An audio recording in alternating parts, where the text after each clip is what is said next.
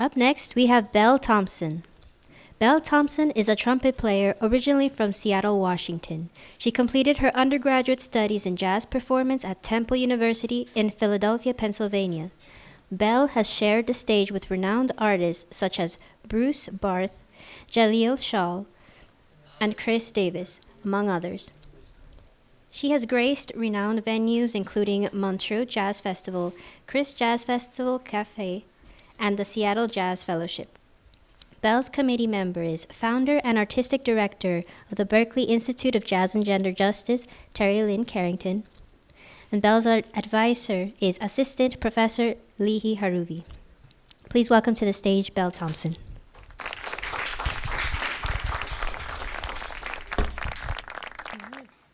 Hi, my name is Belle Thompson, and this is my CE project, Shifting Perspectives, a musical exploration of my experience as a woman in jazz education. I first joined a school jazz band when I was 11 years old. I felt, like many other young women, that I didn't belong there. I always liked jazz band, ever since the beginning, but at the same time, it felt like a place where I wasn't entirely welcome. In this project, I identified a few clear reasons that contributed to this feeling of not belonging. The first one can be found in the lyrics of the Great American Songbook, the tunes I grew up learning. The second is the misrepresentation of the role of women in jazz history. And the third is an unacknowledged social system that I experienced in jazz education that resulted in the isolation of young women in these spaces. I decided to write music that explores these issues and drives a shift in perspective. First, I explored the past, looking at my own history and the history of jazz itself. Then I looked at the present. I asked myself, how have I found community within music? And then I looked to the future. How can I play a role in driving new perspectives in jazz music? Looking at the past, here I am at 16 years old performing As Time Goes By, a song written by Herman Hupfeld in 1931.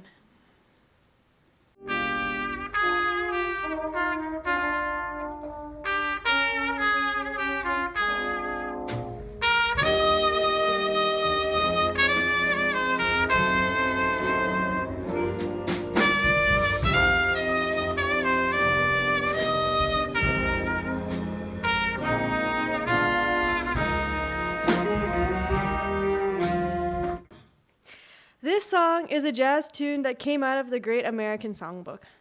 The lyrics to this song include, "A kiss is just a kiss, and woman needs man, and man must have his mate that no one can deny." I was taught that learning and internalizing the lyrics and story of each song is an important part of learning to play jazz. Like this song, many of the narratives in these tunes are romantic and are predominantly told from a male perspective. I set out to write a tune that sounds like a recognizable standard, but with a story that has a very different narrative. One that creates a sense of belonging for girls with themes that reflect their lives, instead of portraying them as romantic objects. I wanted to include characteristics of the standards I grew up learning: 2/5s and tritone subs, swing, and taking inspiration from American songbook standards, such as going to the forecourt on the bridge, so that the tune references this lineage but points to a different message for young girls.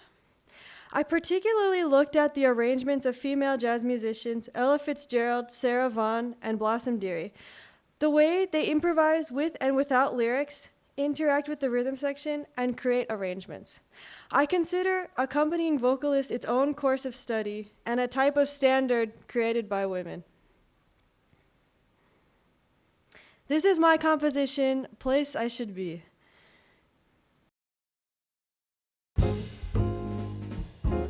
When we hang and we laugh while we play games till late, then I'll feel that I'm right in the place I should be, with my friends by my side, where I'll know that they'll be. We could rip, we could sing, and I'll giggle with them. to see. Every time I totally feel like myself, I look around to people I love, people I'm grateful to have. Then I'll think of just who I'll be certain to see. When I'm back, I'll just know that they love me for me.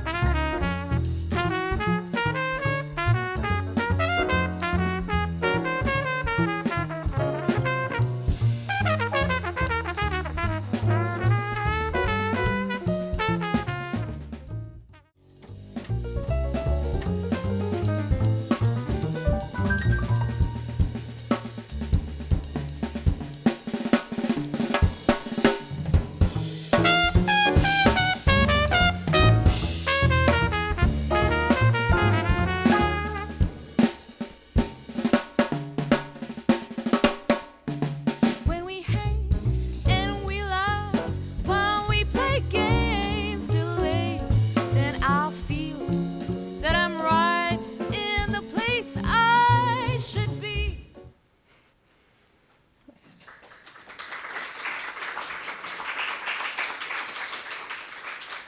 Thanks. In looking at the past, I also explored the mistelling of jazz history. In the narrative of jazz history commonly presented in schools, women are portrayed as not being important to the history of jazz music or entirely left out in many cases. However, women instrumentalists have always been a part of jazz music, and they are not new to jazz by any means. Tammy Kernodle's article about Mary Lou Williams and Melba Liston's relationship left me so excited about how women instrumentalists have always been a part of jazz history. Reading about their relationship, having conversations in the Berklee Institute of Jazz and Gender Justice, and my work all year forming this project has helped me to understand that there's nothing new to being a female horn player. This is a performance by Mary Lou Williams Trio from 1978.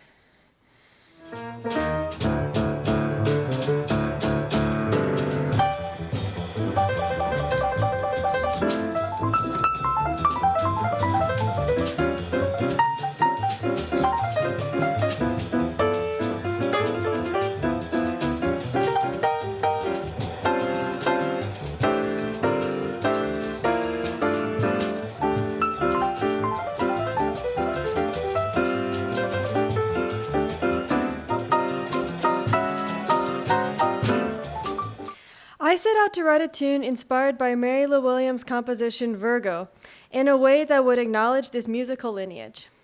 I wanted to reflect the call and response between the melody and the bass line and the way the hits answer the melody. I was inspired by the way her composition primarily stays in one tonality and the development of the harmonic rhythm that creates differences between the sections, as you can see.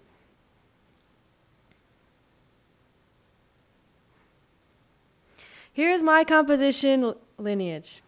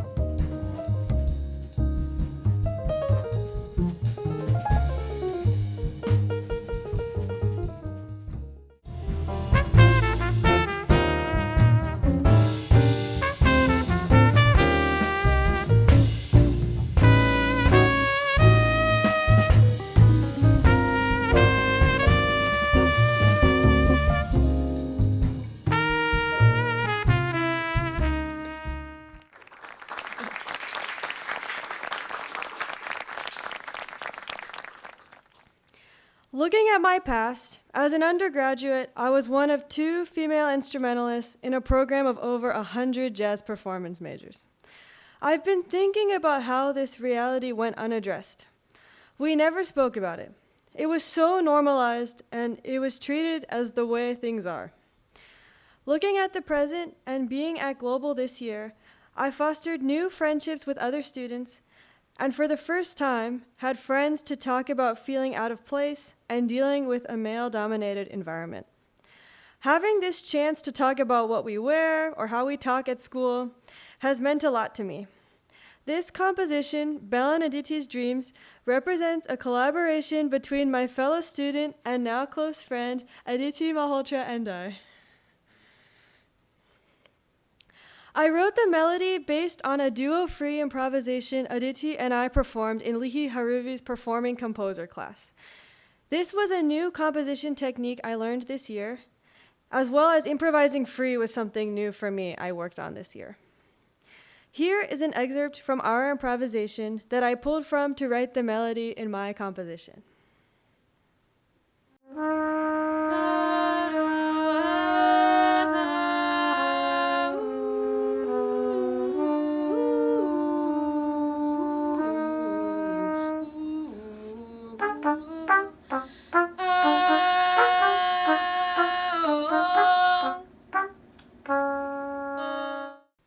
Here are the excerpts from my composition.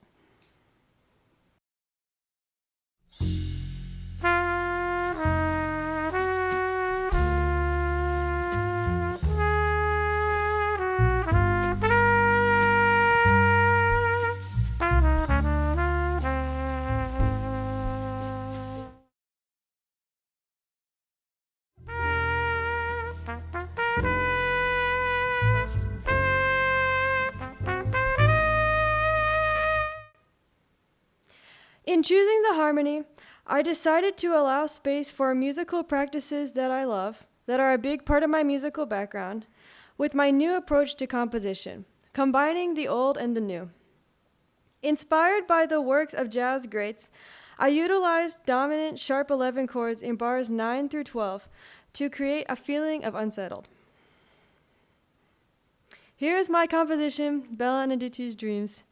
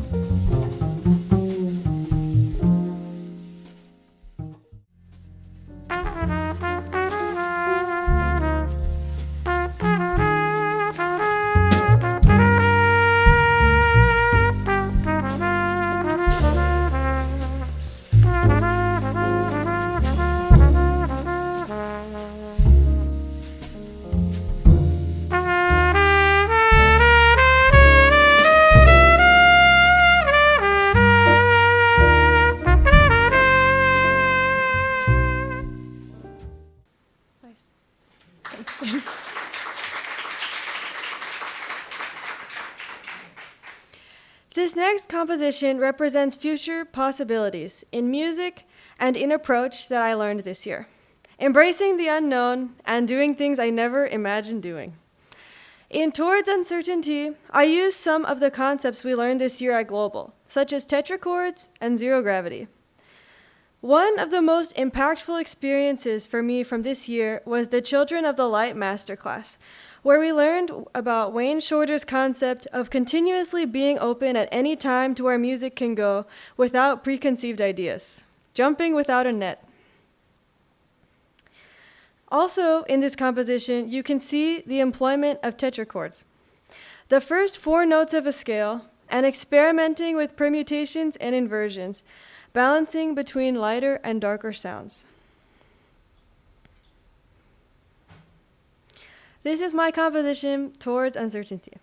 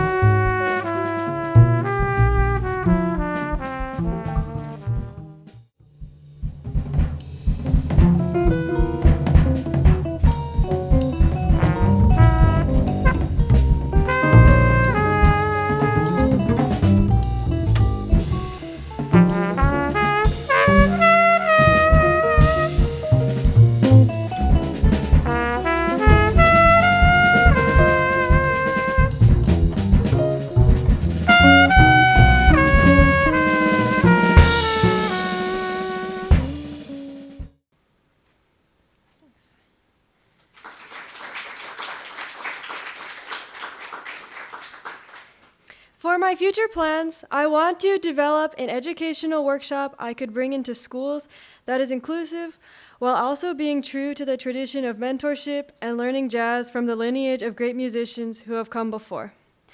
I also want to expand upon this project by writing more music with different narratives and continue my research about young women's experiences in jazz education. Here are the resources that I used in forming this project. And I want to thank everyone that helped me with my project. My panelist, NEA Jazz Master and founder and artistic director of the Berklee Institute of Jazz and Gender Justice, Tara Lynn Carrington. My advisor, saxophonist and composer, Lihi Haruvi. The Berklee Global Jazz Institute artistic director, Danilo Perez. Our Berklee Global Jazz Institute managing director, Marco Pignataro. The BGJI faculty and visiting artists, especially Nadia Washington, who's here, my ensemble instructor. I want to thank my amazing band, Aditi, Jude, Roella, Arturo, and Jillian, and my producer, Brian. And for recording and mixing, I want to thank Colin and Gerson. And I also want to thank my family, who came all the way from Seattle, Carrie, Steve, and Olivia. Thank you.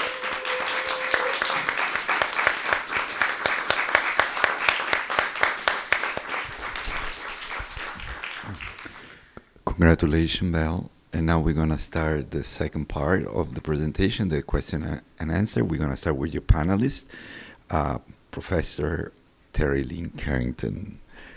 Congratulations. Yeah, it's nice to have watched your development with this project. Okay, so for me, like something that's super important is to start with the why, and you did that, really clearly, a very clear outline as to why you did what you did and why you feel this way, and it's such a topic that resonates with so many people.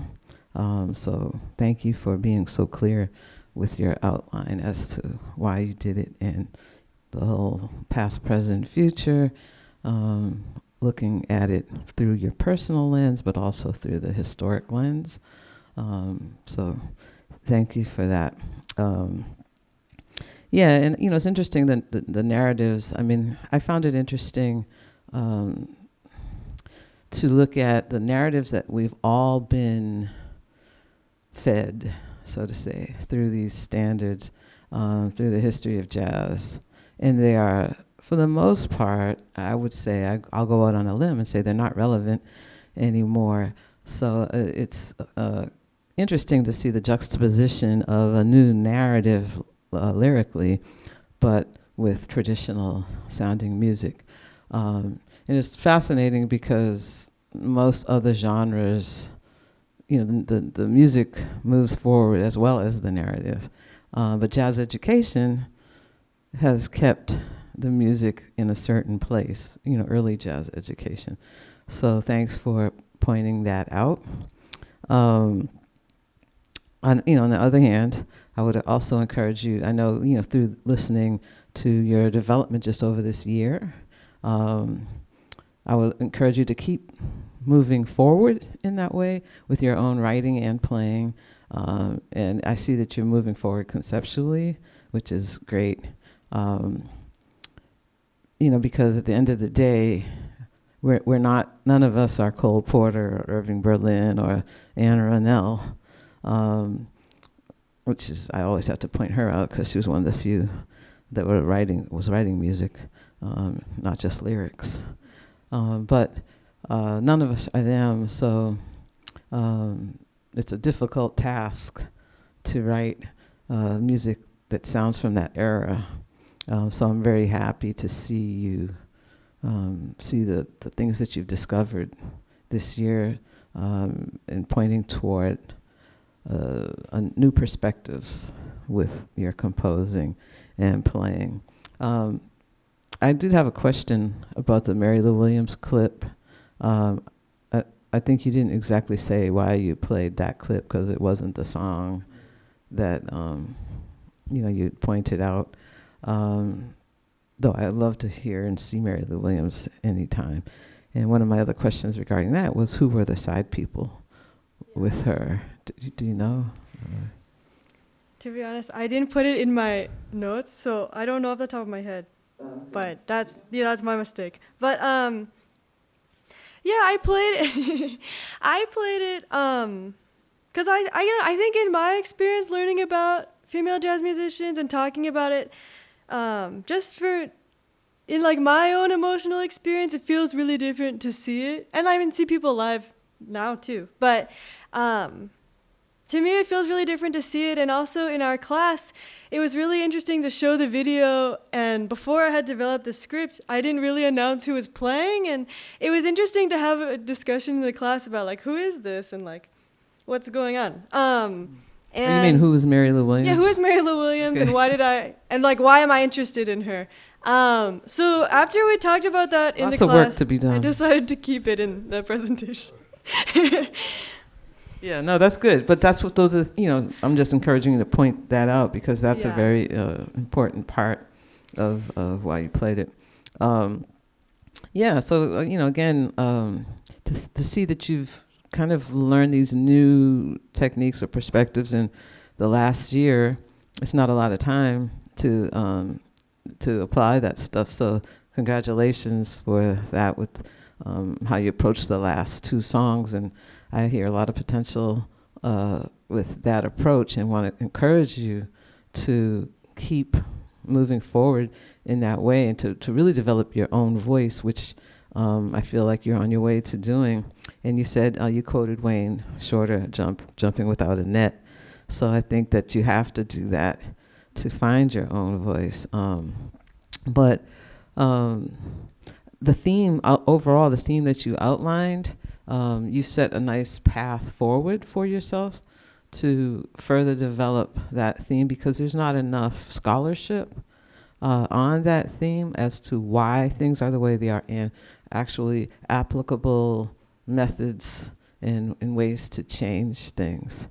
Because so many people, approach scholarship and projects like this, from a personal place, which is great, because that's where we're coming from. But we also have to, I think, approach it, from a perspective outside of ourselves, to really look at what we can do to change it. So those are all great with what you outlined with your ideas about curriculum, and of course, further writing and all that, which is more personal. But the curriculum part, I'm very interested in, and hope that you really develop that, because we definitely need more of that.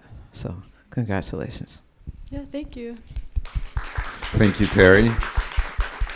And now I'll pass the microphone to your advisor, Lee. Well, congratulations. It's Thank you. great to be here in those moments with you. I'll say a few things that people don't know. Sometimes you said, oh, I really just rather play, and here you are presenting. So I really want to congratulate that. And only that you're presenting, you make very clearly the commitment to continue this work, continue to present, continue to put yourself out there in this way. So I just want to acknowledge that. And it was great to hear Professor Terry's perspective. It feels like this is not an arrival culminating experience. This is a departure. And it's wonderful to see all the process and be here to witness this with eyes to the future. And as well, I want to encourage you to keep going. And some of the conversations, the later ones that we had, even if there is a friction, if there's things that coming your way, to always push forward. And I'm really excited in the directions musically and personally you're heading towards. So yeah, that's it for me. And thank you. Thank you, Lee.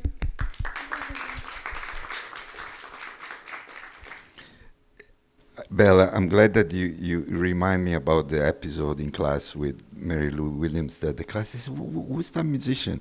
And it was like, what? And so in a way, it really shows that your work is very relevant. And so I'm not going to add to what is already been said, but that was interesting.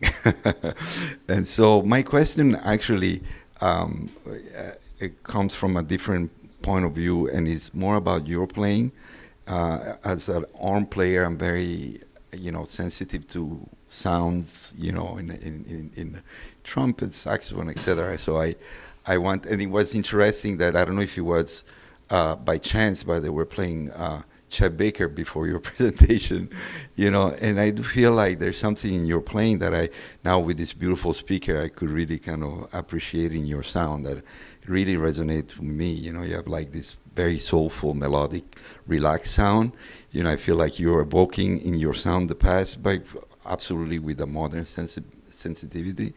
And so you almost feel like hearing your sound, that there's the spirit of an old soul in you that I hear in your sound. And so I wanted to compliment you on that, and ask you if you can talk a little bit about what your specific favorite trumpet player that have been influencing you are, and if some of them are female, like which one like you would recommend, that to young trumpet player to listen. Yeah, that's a good question. So when I was younger, in Seattle, I had a few trumpet teachers, and so one of my first trumpet teachers, Samantha Boschneck, she's a trumpet player and composer in Seattle. She was a big inspiration to me. In terms of female trumpet players, she was my first female trumpet teacher. And then, as I got older, I was a part of Roxy Koss, the tenor saxophone players, Women in Jazz organization. So I met Bria Schoenberg, and she's been a mentor of mine, and Nadia Nordhaus. and Barbara Laranga and Chloe Rollins, and I really look up to all of them a lot, and I really appreciate all the lessons and conversations I've had with them. But in trumpet in general, I would say, like, I was living in Philadelphia before coming here, so, and I feel like I've really studied like Kenny Dorham, Freddie Hubbard, Blue Mitchell, Donald Byrd. Those are like my big favorites. And I studied for a long time with Terrell Stafford and Joe Magnarelli, and I really appreciate them. And then here I've gotten to study with Marquise Hill and Jason Palmer, and I think they've influenced me a lot too. Yeah, and it's interesting. Yeah, talking about the music, and I'm excited. After doing this project and being here, like I am sort of excited to go forwards in the music as well as the research and the narrative. Yeah, going forwards. Yeah, thanks. Belle, congratulations, Belle. Thank you. One of the things I want to say, I've noticed an incredible growth in terms of relationship to music. Finding something that you are really striving for and the purpose of music, finding context to what we do is one of the most challenging things, but rewarding things, the purpose of music, why we do what we do. And I am seeing that you are in the flight, like departing towards that direction. Keep in mind some of the wonderful experience that you had this year, and some of the challenging experience that we had this year, but only in terms of growth in the direction that you are pointing toward. That's the most important thing in life. That I just want to mention the departure you're on. You show different side of you, and the growth. How music is something that is not. How would you say? It doesn't stay solid. It's fluid. It keeps going. It keeps taking it wherever you let it ride you on, and I appreciate that. Just an advice. The cultural and historical understanding of the music we're playing. Just keep that in mind. Reflect on identity and privilege. That's a very important thought. Be aware of how your identity and background influence your experience in jazz world. Keep doing that. Use your privilege to support and uplift marginalized voices. Continue to be humble and respectful. Have a safe trip in life. Thank you. Please give a warm applause again to Belle Thompson. Congratulations. Thank you.